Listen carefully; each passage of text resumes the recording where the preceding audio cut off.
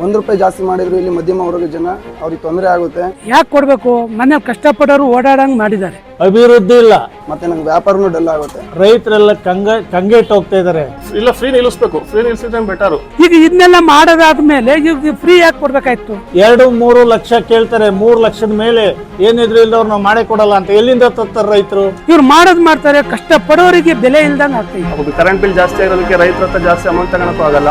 ಕಷ್ಟಪಡೋನಿ ದಾರಿ ಮಾಡ್ತಾ ಇಲ್ಲ ಇವರು. ಓದಿದರು ಕೂಡ ಮನೇಲಿ ನಾಯಿ ಹೊಡಿತಿದ್ದಾರೆ.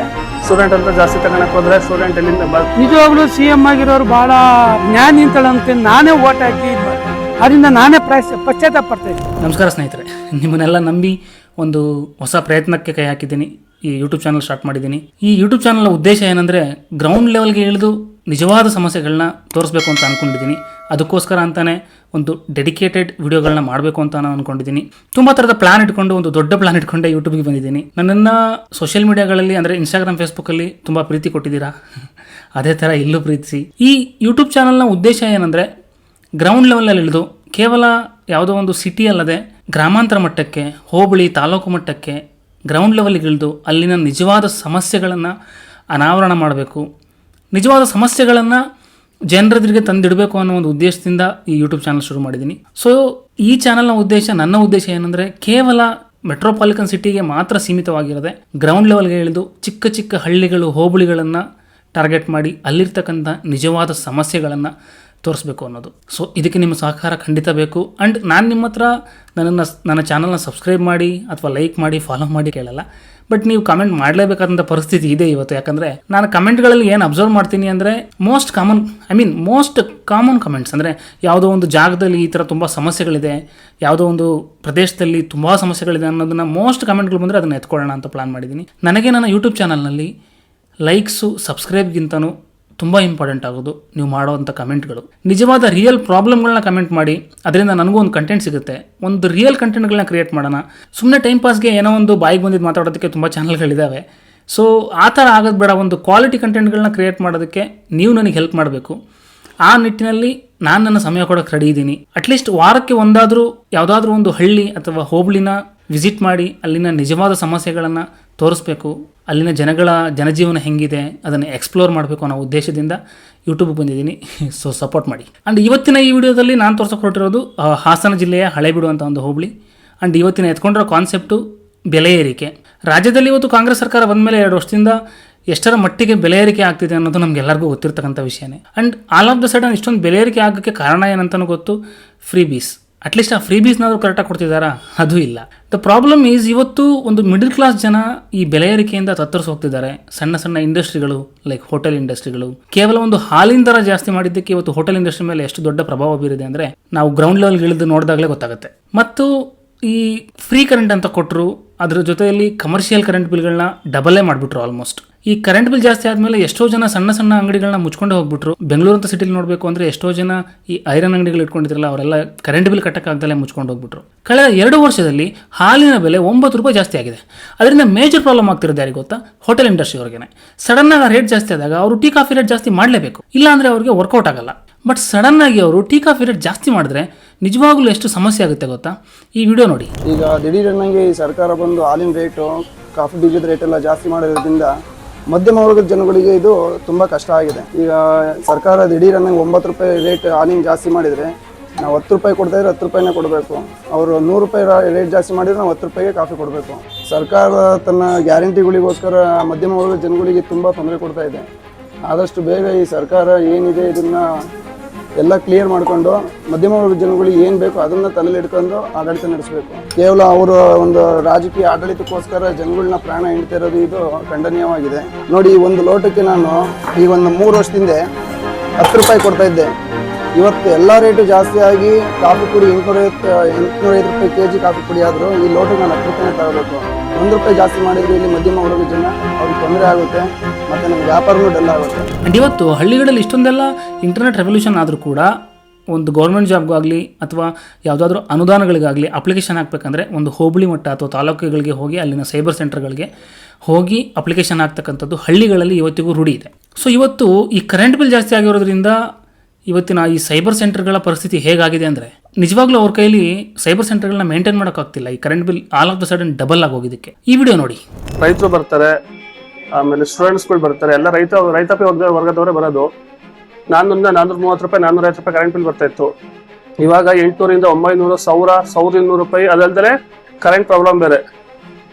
ಬೆಳಿಗ್ಗೆ ಕೊಟ್ಟರೆ ಸಂಜೆ ಕೊಟ್ಟಿರೋ, ಸಂಜೆ ಮಧ್ಯಾಹ್ನ ಕೊಟ್ಟಿರೋ ಸಂಜೆ ಕೊಡಲ್ಲ, ಈ ಥರ ಎಲ್ಲ ಮಾಡಿರ್ತಾರೆ. ಮತ್ತೆ ಕರೆಂಟ್ ಬಿಲ್ ಜಾಸ್ತಿ ಆಗಿರೋದಕ್ಕೆ ರೈತರ ಹತ್ರ ಜಾಸ್ತಿ ಅಮೌಂಟ್ ತಗೊಳಕ್ಕೂ ಆಗಲ್ಲ. ಸ್ಟೂಡೆಂಟ್ ಅಂತ ಜಾಸ್ತಿ ತಗೊಳಕ್ ಹೋದ್ರೆ ಸ್ಟೂಡೆಂಟ್ ಎಲ್ಲಿಂದ ಬರುತ್ತೆ, ಅಂಗಡಿ ಹತ್ರನೇ ಬರಲ್ಲ, ಬೇರೆ ಅಂಗಡಿಗೆ ಹೋಗ್ತಾರೆ ಜಾಸ್ತಿ ಅಮೌಂಟ್ ತಗೊಂಡ್ರೆ. ಕಾಂಗ್ರೆಸ್ ಸರ್ಕಾರನೇ ಮೊದ್ಲು ಇರ್ಲಿಲ್ಲ, ಹೇಳ್ತಿಲ್ವಾ? ಬೇರೆ ಸರ್ಕಾರ ಇದ್ದಾಗ ಕರೆಂಟ್ ಬಿಲ್ಗೂ ಇವಾಗಿರೋ ಕರೆಂಟ್ ಬಿಲ್ಗಿನೂ ವ್ಯತ್ಯಾಸ ಭಾರಿ ಇದೆ. ಮೊದಲು ಯೂನಿಟ್ಗೆ 32 ರೂಪಾಯಿ, ಎಷ್ಟು 3.2 ಏನೋ ಇತ್ತು. ಇವಾಗ ಎಷ್ಟಾಗಿದೆ? 7.6 ಆಗಿದೆ. ಇವಾಗಿರೋದು 903 ರೂಪಾಯಿ. ಮೊದಲು ಬರ್ತಿದ್ದು 400ರಿಂದ 450 ರೂಪಾಯಿ ಬರ್ತಾ ಇತ್ತು. ಇಲ್ಲ, ಫ್ರೀ ನಿಲ್ಲಿಸ್ಬೇಕು. ಫ್ರೀ ನಿಲ್ಸಿದ್ರೆ ಬೆಟರ್. ಇಲ್ಲ ಅಮೌಂಟ್ ನಮ್ಮ ಹತ್ರ ಅಮೌಂಟ್ ಕಿತ್ಕೊಳ್ಳೋದು, ಬೇರೆ ಹತ್ರ ಅಮೌಂಟ್ ಕೊಡೋದ್ರ ಬದಲು ಫ್ರೀ ನಿಲ್ಸಿದ್ರೆ ಬೆಟರ್. ಅಂಡ್ ರೈತರ ಪರ ಸರ್ಕಾರ ಅಂತ ನಮ್ಮ ಕರ್ನಾಟಕ ಗೌರ್ಮೆಂಟ್ ಹೇಳ್ತಾನೆ ಇರುತ್ತೆ ಯಾವಾಗಲೂ. ಬಟ್ ಪ್ರತಿಯೊಂದು ಬೀಜದಿಂದ ಹಿಡಿದು ಗೊಬ್ಬರದಿಂದ ಹಿಡಿದು ಪ್ರತಿಯೊಂದರ ಬೆಲೆ ಏರಿಕೆ ಮಾಡಿದ್ದಾರೆ. ಆ್ಯಂಡ್ ಕೆಲವೊಂದು ಅನುದಾನಗಳು ರೈತರಿಗೆ ಬರ್ತಿದ್ದಂಥ ಸುಮಾರು ಅನುದಾನಗಳನ್ನ ಕಟ್ ಮಾಡಿದ್ರು ಕೂಡ. ನಿಮಗೆ ಇನ್ನೂ ಸಂಕ್ಷಿಪ್ತವಾಗಿ ಅರ್ಥ ಆಗಬೇಕಂದ್ರೆ ಈ ವಿಜುವಲ್ ನೋಡಿ. ಈ ಗೊಬ್ಬರದ ರೈಟು ಎಲ್ಲ ಜಾಸ್ತಿ ಆಗಿದೆ, ಬಿತ್ತನೆ ಬೀಜದ ರೈಟು ಜಾಸ್ತಿ ಆಗಿದೆ. ಈಗ ಬಿಳಿ ಸುಳಿ ರೋಗ ಬಂದು ಅಂಗಮಾರಿ ಜೋಳಕ್ಕೆಲ್ಲ ಭಾರಿ ಪ್ರಾಬ್ಲಮ್ ಆಗಿ ನಾವು ಸ್ಟ್ರೈಕ್ ವಗೈರಿ ಎಲ್ಲ ಮಾಡಿಬಿಟ್ಟು ಈಗೆಲ್ಲ ಅರ್ಜಿ ತಗೊಂಡು ಸರ್ಕಾರ ಅದನ್ನು ಯಾವಾಗ ಕೊಡುತ್ತೆ ಅಂತಲೇ ನಾವು ಇನ್ನೂ ಗಮನಿಸ್ತಾ ಇದ್ದೀವಿ. ಅದ್ರ ಬಗ್ಗೆ ಇನ್ನೂ ಸ್ಟ್ರೈಕ್ ಮಾಡಬೇಕಾಗತ್ತೆ ಮುಂದೆ. ಎಲ್ಲ ಗೊಬ್ಬರದ್ದು ಮತ್ತು ಇಡೀ ಏನು ರೈತರ ಸೌಲಭ್ಯ ಇದೆಯೋ ಪೂರಾ ಎಲ್ಲ ಹೆಚ್ಚಾಗಿ ರೈತರೆಲ್ಲ ಕಂಗೆಟ್ಟು ಹೋಗ್ತಾ ಇದ್ದಾರೆ. ಈ ಒಂದು ಸಮಸ್ಯೆನ ಬಗೆಹರಿಸ್ಬೇಕು ಅಂತೇಳಿ ಸರ್ಕಾರನ ನಾನು ಒಂದು ಬೇಡಿಕೆ ಇಡ್ತೀನಿ. ನಾವೇ ಒಂದು ಪಂಚಾಯತಿ ಸದಸ್ಯರಾಗಿ ಅಭಿವೃದ್ಧಿ ಇಲ್ಲ, ಗ್ರಾಮಗಳಲ್ಲಿ ಬಯಸಬೇಕು. ನಾವು ಒಂದು ಸ್ವಲ್ಪನೂ ಅಭಿವೃದ್ಧಿಗಳು ಬರ್ತಾ ಇಲ್ಲ. ಇಂದು ಮನೆ ಕಟ್ಕೊಳಕ್ಕೆ ಜನತಾ ಮನೆಗಳು ಇಲ್ಲ. ಯಾವುದೇ ಥರದ ಸೌಲಭ್ಯಗಳು ಪಂಚಾಯತಿಂದ ಎಲ್ಲ ಒಂದು ಸ್ವಲ್ಪ ಬರುತ್ತೆ. ಅಲ್ಲೊಂದು 15 ಮೀಟ್ರ್ 20 ಮೀಟ್ರ್ ಚರಂಡಿ ಹಾಕಿಕೊಟ್ಟಿರ್ತಾರೆ. 15 ಮೀಟ್ರ್ 20 ಮೀಟ್ರ್ ಚರಂಡಿ ಮಾಡಿರಾಗುತ್ತಾ. ಈ ಥರ ಸಮಸ್ಯೆ ಎಲ್ಲ ಭಾಳ ಇದ್ದಾವೆ.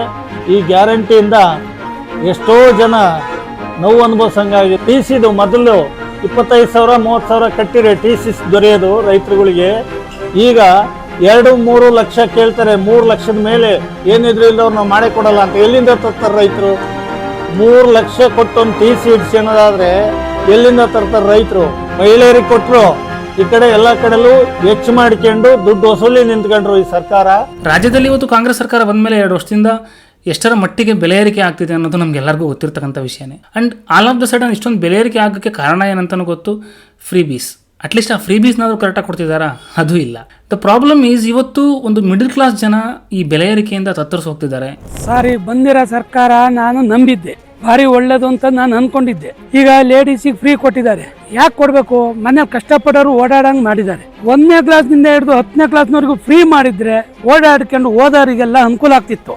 ಅದನ್ನು ಬಿಟ್ಬಿಟ್ಟು ಇವರು ಮನೆಯಲ್ಲಿ ಅಡುಗೆ ಪಡಿಗೆ ಮಾಡ್ಕೊಂಡು ಜಮೀನು ಕೆಲಸ ಮಾಡ್ಕೊಂಡು ಇದ್ದಾರನು ಕೂಡ ಮನೇಲಿ ಕೂರಕ್ಕಾಗ್ದಂಗೆ ಓಡಾಡೋಕ್ಕೆ ದಾರಿ ಮಾಡಿದ್ದಾರೆ. ಒಂದು ರೀತಿಯಲ್ಲಿ ಇವರು ಇಲ್ಲಿ 2,000 ಕೊಟ್ಟಿದ್ರೆ ಅಲ್ಲಿ 10,000 ರೂಪಾಯಿ ಪೆನಲ್ಟಿ ಹಾಕಿದ್ದಾರೆ.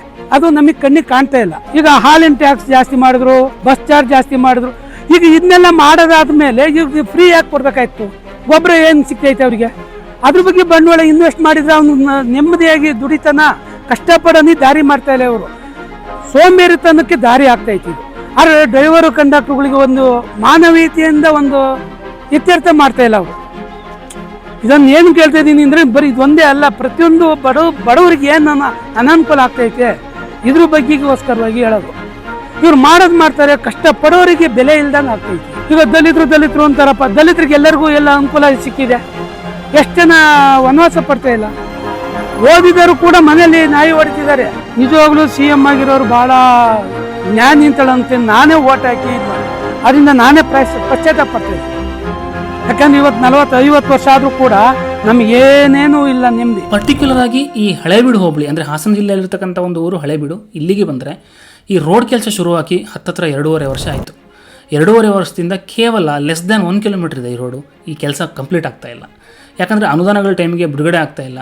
ಆ್ಯಂಡ್ ಸ್ಟಾರ್ಟಿಂಗಲ್ಲೇ ನಮ್ಮ ಉಪಮುಖ್ಯಮಂತ್ರಿಗಳು ಹೇಳಿಬಿಟ್ರು ಯಾವುದೇ ಥರದ ಡೆವಲಪ್ಮೆಂಟ್ಗಳನ್ನ ಎಕ್ಸ್ಪೆಕ್ಟ್ ಮಾಡಬೇಡಿ ಕರ್ನಾಟಕದಲ್ಲಿ ಅಂತ. ಯಾಕಂದರೆ ಫ್ರೀ ಬೀಸ್ನ ಕಂಪ್ಲೀಟಾಗಿ ಮೇಂಟೈನ್ ಮಾಡಬೇಕು ಅಂದರೆ ಹೆವಿ ಫಂಡ್ ಬೇಕು. ಸೊ ನಮ್ಮ ಡೆವಲಪ್ಮೆಂಟ್ ಫಂಡ್ಗಳನ್ನ ಆ ಕಡೆ ಡೈವರ್ಟ್ ಮಾಡಲಾಗ್ತಿದೆ ಅನ್ನೋದು ನಮಗೂ ಗೊತ್ತು, ನಿಮಗೂ ಗೊತ್ತು. ಇದರಿಂದ ಜನಸಾಮಾನ್ಯರಿಗೆ ತುಂಬ ದೊಡ್ಡ ಪ್ರಾಬ್ಲಮ್ ಆಗ್ತಿದೆ. ಆದಷ್ಟು ಬೇಗ ಇದಕ್ಕೆ ಏನಾದರೂ ಒಂದು ಶಾಶ್ವತ ಪರಿಹಾರ ತರಲೇಬೇಕು. ಇಷ್ಟು ಇವತ್ತಿನ ಒಂದು ಈ ಸಣ್ಣ ವಿಡಿಯೋ. ಬಟ್ ಇನ್ಮೇಲಿಂದ ಬರುವಂಥ ವಿಡಿಯೋಗಳು ತುಂಬ ಸಂಕ್ಷಿಪ್ತವಾಗಿ ಆ್ಯಂಡ್ ತಿಳ್ಕೊಳ್ಳೋಕ್ಕೆ ತುಂಬ ವಿಚಾರಗಳಿರುತ್ತೆ. ಯಾವುದೇ ಥರದ ಟೈಮ್ ಪಾಸ್ ವಿಡಿಯೋಗಳಂತೂ ನಾನು ಮಾಡಲ್ಲ. ಸೊ ಸಪೋರ್ಟ್ ಮಾಡಿ. ಧನ್ಯವಾದ.